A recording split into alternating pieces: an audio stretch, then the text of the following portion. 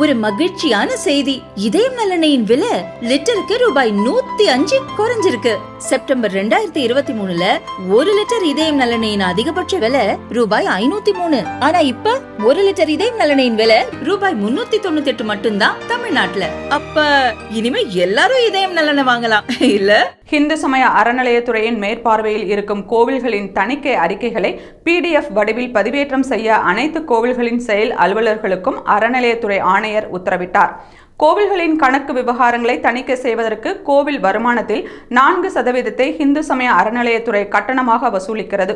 இந்நிலையில் ஆலய பாதுகாப்பு குழு தலைவர் TR ரமேஷ் கோவில் தணிக்கை அறிக்கைகளை PDF வடிவில் பதிவேற்றம் செய்ய வேண்டும் என 2023ஆம் ஆண்டு உயர்நீதிமன்றத்தில் ரிட் மனுவை தாக்கல் செய்தார். இந்த வழக்கு விசாரணைக்கு வந்தபோது தங்கள் தணிக்கை ஆவணங்களை இணையத்தில் பதிவேற்றம் செய்ய முடியாது என அறநிலையத்துறை கூறியது. இதையடுத்து இந்த வழக்கில் அறநிலையத்துறை ஆணையர் உரிய விளக்கம் கொடுக்க வேண்டும் என உயர்நீதிமன்றம் உத்தரவிட்டது.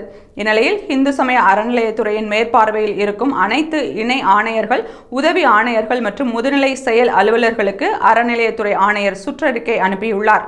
அதில் கோவில்களின் தணிக்கை அறிக்கைகளை PDF வடிவில் பதிவேற்றம் செய்வதற்கு உரிய நடவடிக்கை எடுக்க ஏற்கனவே அறிவுறுத்தப்பட்டுள்ளது.